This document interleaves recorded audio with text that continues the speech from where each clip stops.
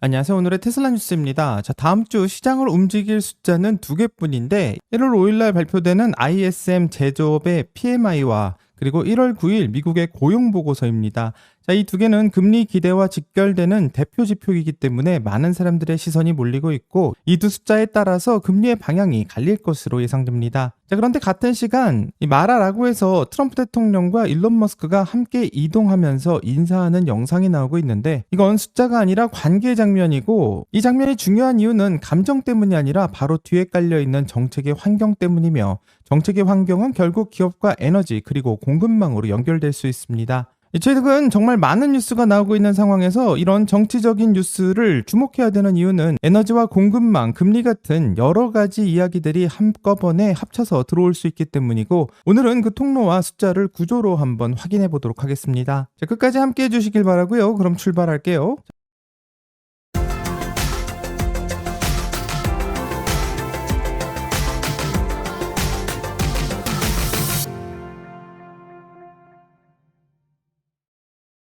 다음 주 첫 번째 이벤트는 1월 5일 날 발표되는 제조업의 PMI입니다. 이 지표는 설문 기반이지만 시장에서는 빠르게 반응하는 경기의 체감 신호로 쓰이고 있는데 50을 기준으로 해서 경기가 확장될지 또 경기가 위축될지를 가늠할 수 있는 구조라서 해석이 매우 단순한 편이고 이번 발표되는 PMI로 인해서 현재 경제가 어떤 위치에 와 있는지 확인을 할 수 있게 될 것 같으며 이전 발표됐던 제조업의 지표를 확인해 본다면 연속된 흐름을 확인할 수 있을 것이라 생각합니다. 자, 만약 제조업 PMI가 안 좋게 나오게 된다면 이 경기 침체 공포가 더 커지고 주식 역시 흔들릴 수 있다는 주장이 나오고 있는데 그렇기 때문에 PMI 지표가 어떻게 나오는지 경기가 매우 민감하게 반응할 수도 있습니다. 자, 하지만 PMI 지수가 약하게 나오더라도 이 고용이 견고하다면 이 시장이 버틸 수 있다는 판단도 나오고 있는데요. 자, 그렇기 때문에 제조업 PMI가 어떤 수치를 발표하는지가 이 다음 주에 큰 변곡점을 만들 것 같으며 미국 시간으로 금요일 올라오게 되는 고용 보고서는 과연 이 지표를 어떻게 해석할지 다시 한번 판단하게 되는 기준이 될 것 같습니다. 자, 연준은 1월 9일 날 나오게 되는 미국의 고용 보고서를 기준으로 연준의 방향을 다시 한번 계산할 수 있는데 그렇기 때문에 이날 변동성이 커질 가능성이 높은 상황입니다. 만약 이날 고용이 강하게 나오게 된다면 금리 인하라는 기대가 사라지게 되고 또 주식에는 부담을 줄 수밖에 없는 공식이 나올 수밖에 없는데 그렇기 때문에 이날 발표가 주식에 상당한 부담을 줄 수도 있습니다. 자, 하지만 고용이 강해도 임금이 둔화될 수 있고 이 숫자 하나로는 단정 지을 수가 없는데 그렇기 때문에 실업률의 방향과 임금의 상승률 역시 다시 한번 확인해 봐야 될 것 같습니다. 자, 하지만 어쩌면 다음 주는 이 숫자보다는 정치적인 장면이 훨씬 더 시장에 영향을 줄 수 있을 것이라 생각하는데 다음 주 주식시장을 가장 크게 흔들 수 있는 어떤 사건이 벌어졌는지부터 한번 확인해 보겠습니다. 자, 미국 매체 보도에 따르게 되면 트럼프 대통령과 일론 머스크가 마라라고에서 함께 이동하면서 인사하는 영상이 확산되고 있습니다. 자, 대통령 선거 이후 관계가 다시 가까워졌다라는 것을 영상으로 확인시켜주고 있는데요. 이미 일론 머스크는 트럼프 대통령의 당선을 위해서 큰 활약을 했지만 이후에는 큰 갈등이 벌어졌고 이로 인해서 주가 역시 큰 상승을 했다가 하락을 하는 모습을 보여주었습니다. 자, 그래서 이렇게 둘이 같이 있는 사진만으로는 과연 주가가 어떻게 움직일지 또 테슬라의 주식에 어떤 영향을 미칠지 전혀 알 수 없는 상황이지만 지금 이 영상을 무시할 수 없는 이유는 베네수엘라와 석유, 제재 공급망 같은 이슈가 현재 함께 움직이고 있고요. 미국이 마두로 정권을 축출하고 나서 앞으로 어떤 정책을 펼칠지 모르는 상황에서 이 두 사람의 관계가 가까워지고 있다는 것은 상당히 긍정적인 시그널을 던지고 있습니다. 하지만 이 두 사람은 정부의 재정 지출과 전기차 정책을 둘러싸고 공개적으로 충돌한 적도 있고 그렇기 때문에 이 두 사람의 관계가 완전히 해결이 된 것인지 또 앞으로 나오는 정책에서는 어떤 신호를 주게 될 것인지 상당히 기대하게 되는 장면이라 생각합니다. 자, 현재 미국의 법무부는 마두로 대통령을 마약 테러 공모 등의 혐의로 기소한 상황이고 이 미국에서는 현재 마약의 유입을 강하게 문제 삼고 있습니다. 하지만 현재 시장에서 크게 주목하고 있는 것은 마약 문제가 아니라 이 베네수엘라가 가지고 있는 석유 문제가 가장 중요하다고 포커싱을 하고 있는 상황인데 이 트럼프 정권이 현재 마두로를 축출한 이후에 이 에너지라는 문제가 가장 크게 걸려 있다라는 것을 지적하기도 합니다. 자, 그렇기 때문에 이번 사건 뒷면에는 석유가 있다고 생각하고 트럼프 대통령은 베네수엘라를 향해서 되찾겠다, 배상받겠다라는 표현을 반복해 왔었는데 이런 표현은 트럼프 대통령이 그냥 하는 말이 아니라 베네수엘라에서 석유 국유화 이후 이어진 에너지 자산 분쟁을 다시 꺼내들겠다라는 신호로 해석되고 여기서 가장 중요한 것은 이 트럼프 대통령의 압박이 베네수엘라를 공격하는 것이 아니라 베네수엘라 원유에 크게 의존해온 중국의 공급 구조를 직접 타격하겠다라는 말을 하고 있기 때문입니다. 자, 2025년 11월 기준 베네수엘라는 하루 약 92만 배럴의 원유를 수출했고 이 중 약 80%가 중국으로 향한 것으로 알려져 있습니다. 자, 중국의 국가개발은행이 제공한 600억 달러 규모의 대출을 원유로 상환하는 구조가 이런 흐름의 배경인데요. 이 중국 산둥 지역의 정유소들은 베네수엘라산 초중진류에 맞춰서 설계되어 왔고 이 공급이 흔들리게 될 경우 에너지 비용의 구조가 중국에서 바뀔 가능성이 나오고 있습니다. 자, 이 변화는 곧바로 테슬라의 실적에 반영된다고 말할 수는 없지만 이 중국 내 제조 환경, 특히 에너지와 물류 비용이 변동될 경우 전기차 전반의 경쟁 조건이 달라질 수는 있습니다. 자, 그렇기 때문에 테슬라가 매우 독특한 위치에 서 있고요. 중국에서 대규모의 생산 거점을 잡고 있으면서도 동시에 미국의 정치 환경과 직접적으로 연결되어 있는 기업이고 그렇기 때문에 이번 베네수엘라의 석유 이슈는 테슬라의 즉각적인 호재나 악재라기보다는 앞으로 중국 전기차 시장의 비용 균형이 어떻게 재편될지를 가늠하는 이 환경 변화의 신호에 가깝다고 생각합니다. 자, 그러면 이제 중국 소비자 입장에서 한번 생각해 볼 필요가 있는데요.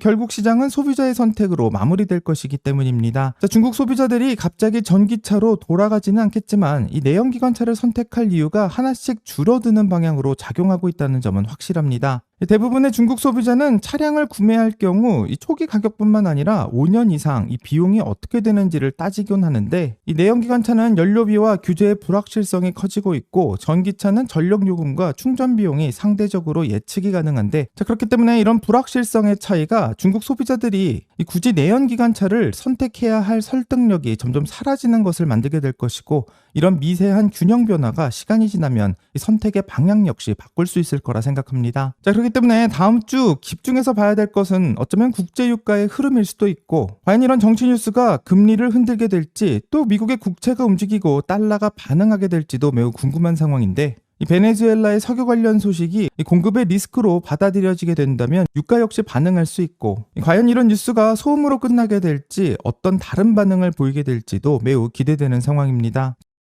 자, 지금부터는 지난주 방영되었었던 영상 중 가장 반응이 좋았던 3가지 영상을 잠깐 리뷰해보는 시간을 가지려고 하는데요. 3위를 기록했던 시장에 대한 영상으로 이 시장은 현재 테슬라의 2025년을 기대하고 있는 것이 아닌 오히려 다음 페이지인 2026년을 보고 있다는 것이고 이 주가와 시선은 왜 2026년을 보고 움직이고 있는지 왜 이런 간극이 생겼는지를 알아보는 영상이었습니다. 그럼 어떤 이야기인지 같이 영상 보면서 확인해 보겠습니다.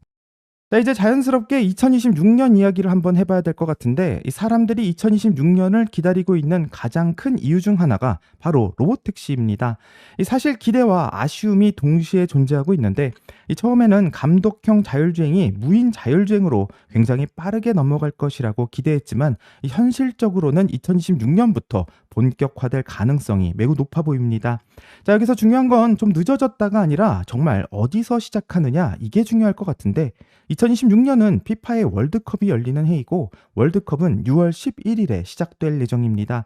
자, 그리고 이번 월드컵은 미국 여러 도시에서 열릴 예정인데요. 특히 많은 사람들이 주목하고 있는 것은 샌프란시스코의 국제공항인 SF5이고 이 지역은 월드컵 경기와 직접적으로 연결되어도 있고 전 세계에 많은 사람들이 올려오는 관문으로 불리고 있습니다. 다만 이 지역은 현재 무인 자율주행 운영 허가를 요청 중인 상황이기 때문에 완전한 무인 운영은 조금 더 기다려봐야 할 가능성이 높지만 텍사스나 다른 주에서 무인 자율주행이 실제로 시작하게 된다면 샌프란시스코 역시 이런 압박을 받아 이 무인주행을 가능하게 만들 여지도 남아 있습니다. 자, 테슬라는 여기서 멈추지 않고요. 2026년을 바라보면서 댈러스와 휴스턴, 마이애미와 같은 도시로 로봇택시의 운영 지역을 확장하려는 계획을 준비하고 있는데 이런 도시들의 공통점은 분명합니다. 교통의 수요가 많다는 점, 또 행사가 많이 일어난다는 점, 또 사람들이 직접 이동 서비스를 체험할 가능성이 높다는 점이고 한마디로 2026년은 사람들이 로봇택시가 있는지 없는지 헷갈려하는 해가 아니라 이 사람들이 직접 로봇택시를 실제로 타보는 경험하는 해가 될 가능성이 큽니다. 자, 이런 변화를 한국에서 FSD가 처음 시작했을 때를 생각해 본다면 이런 흐름이 왜 중요한지 매우 선명해지는데요. 불과 얼마 전까지만 해도 국내 언론과 자동차 관련 콘텐츠들은 이 테슬라를 바라보는 톤이 거의 비슷했습니다. 이 테슬라의 자율주행은 매우 과장됐다는 이야기, 또 현대의 라이다 기술이 훨씬 더 현실적이다라는 이야기가 맹신처럼 믿어왔는데요. 이 테슬라의 FSD는 마케팅 기믹에 가깝고 일론 머스크가 말하고 있는 자율주행은 거짓말이라는 이런 분위기가 정말 팽배했던 것 같습니다. 자, 그런데 실제로 FSD를 경험한 이후 분위기는 놀라울 정도로 빠르게 바뀌었습니다. 직접 타본 기자들의 기사 톤이 달라졌고, 이 국내 유튜버들은 이런 건 처음 경험해 본다면서 갑자기 자율주행을 찬양하는 영상들이 올라오기 시작했는데요. 오랫동안 테슬라를 지켜봐온 입장에서는 솔직히 당황스러운 장면이기도 했습니다. 정말 이 정도도 모르고 있었다는 건지 놀라울 수밖에 없고요. 이건 이미 몇 년 전부터 해오던 이야기인데 이제야 말이 나오고 있는 것을 본다면, 전문가라고 하는 사람도 이 정도인데 일반인들은 어떤 생각을 하고 있을지 한 번쯤 더 생각하게 됩니다. 다음은 2위를 차지했던 영상인데요. 이 영상은 현재 테슬라가 4,999만 원으로 이 테슬라의 가격을 한국 시장에서 낮춘 것을 분석한 영상으로, 이 테슬라의 할인 소식뿐만 아니라 기존 완성차 업체, 중고차 시장, 그리고 소비자의 심리까지 확인했던 영상이었습니다. 자, 그럼 어떤 이야기인지 같이 한번 확인해 보겠습니다. 자, 다시 국내 테슬라의 할인 이야기로 넘어가면요, 가장 중요한 숫자부터 확인해야 될 것 같습니다. 자, 모델 Y 후륜구동의 경우에는 기존에 5,299만 원이었던 가격을 4,999만 원으로 300만 원 내리게 되었습니다. 자, 겉으로 보면 300만 원 정도 가지고라고 말할 수도 있지만 이 숫자가 보조금과 만나게 되면 완전히 이야기가 달라지게 됩니다. 자, 서울 기준으로 국가보조금, 지자체 보조금을 더하게 된다면 실구매가는 4,200만 원대에서 4,300만 원대까지 내려올 수도 있고, 실제로 보조금이 굉장히 많은 지역은 3천만 원 후반대까지도 내려올 수 있다는 분석도 나옵니다. 자, 이제 가격대를 기준으로 한국에서 잘 팔리고 있는 차들을 한번 비교해 본다면 이 기아 소렌토의 하이브리드를 볼 수 있는데, 이 취등록세까지 포함하게 되면 5천만 원이 훌쩍 넘는 경우도 있고, 이 중간 트림인 프레스티지의 경우에도 옵션을 조금 넣게 되면은 4,600만 원 전후를 보이며, 이 현대의 산타페 하이브리드도 비슷한 경우입니다. 심지어 한 체급 아래인 현대 투싼 하이브리드 풀 옵션이 4,200만 원대인데, 이렇게 되면 투싼 풀 옵션을 살 돈이면 테슬라 모델 Y를 사고도 돈이 남는다라는 게 나오고, 이 고객이 이렇게 생각하는 순간 정말 게임이 바뀔 수가 있습니다. 자, 테슬라는 아이오닉 5 같은 전기차랑 싸우는 게 아니라 이 가격대는 현대와 기아, 이 두 회사가 가장 돈을 잘 벌고 있는 내연기관과 하이브리드 SUV의 심장부를 직접 겨냥하고 있는 가격인데요. 이렇게 되면 경쟁이 아니라 영역 침범에 가깝고 굉장히 큰 이 싸움이 시작될 것으로 보입니다. 자, 만약 이 시선을 수입차로 확인해 본다면 독일 프리미엄 브랜드를 볼 수 있는데, BMW의 EQB가 7천만 원 후반인 것을 보고 EQE SUV는 1억 원이 넘는 상황입니다. 자, BMW iX3도 8천만 원대이고, 중요한 포인트는 테슬라가 브랜드와 인지도 면에서는 벤츠와 BMW랑 이 비교가 가능하지만 이 현재 가격은 이 현대와 기아와 경쟁하고 있는 상황이고, 바로 이런 강점들이 한국 시장에서 크게 작동할 것으로 보입니다. 자, 미국이나 유럽에서는 이 정도의 가격 격차가 잘 안 나오지만 한국에서는 테슬라가 보조금 100% 구간을 맞추기 위해서 가격을 의도적으로 낮추며 기형적인 구간을 만들어낸 것 같고, 이 독일차급의 성능에 국산차 가격을 판다, 이 한마디로 정리할 수 있게 되었습니다. 자, 여기서 한 번 더 깊게 들어가 본다면 사실 이번 가격 인하의 배경에는 한국 정부의 보조금 정책이 있는데요.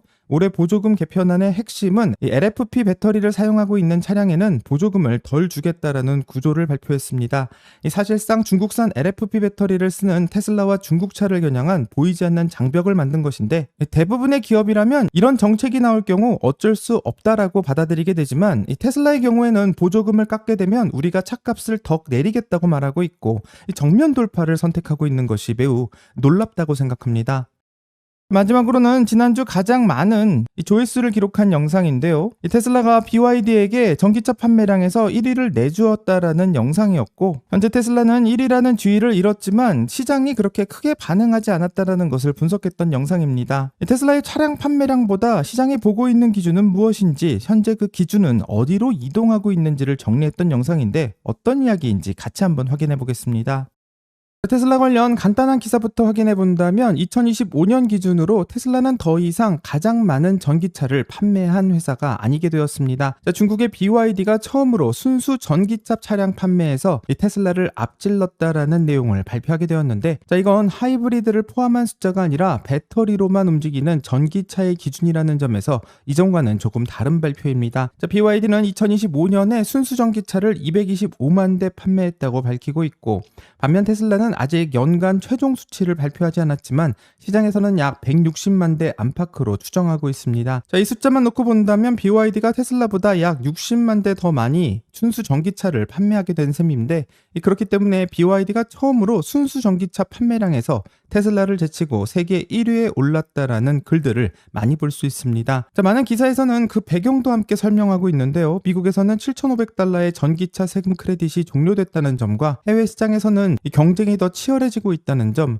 그리고 일부 소비자들에게 나타나고 있는 일론 머스크에 대한 반감도 언급되고 있습니다. 또 테슬라는 2025년 4분기에 41만 8천 대를 판매했는데 이 시장이 기대하고 있었던 40대에는 미치지 못했고, 이로 인해 테슬라는 연간 판매 감소가 2년 연속 이어졌다라는 평가를 받게 되었습니다. 자, BYD가 테슬라를 꺾고 1위를 하게 되었다라는 사실은 좀 아쉬운 상황이지만, 현재 테슬라는 전기차 판매보다는 이 자율주행 쪽에 훨씬 더 방점이 찍혀 있는 상황이고, 앞으로 이런 테슬라의 전략 변화가 어떤 변화를 만들어내게 될지 같이 한번 기다려 보겠습니다. 자, 영상을 다 봤고요. 자, 이번 주 시장은 이 새로운 지표들이 나오게 된다면 과연 이런 신호들이 어디로 이어지는지 확인하는 시간이 매우 중요할 것 같습니다. 이 금리와 관련되어 있는 숫자가 먼저 반응할지, 아니면 정치적 사건이 실질적으로 경제에 영향을 주게 될지 매우 궁금한 상황이고요. 그렇기 때문에 과도한 해석보다는 이 시장의 움직임을 좀 더 면밀하게 살펴봐야 되는 시점이라고 생각하고, 다음 주부터 오늘의 테슬라 뉴스는 이 시장이 어떻게 움직이게 될지 같이 한번 확인해 보겠습니다. 여기까지가 오늘의 테슬라 뉴스고요. 오늘 영상이 도움이 되셨다면 구독과 좋아요 그리고 알림 설정 부탁드립니다. 오늘 좋은 하루 되시고요. 오늘의 테슬라 뉴스는 내일 또 새로운 소식으로 다시 찾아오겠습니다. 감사합니다.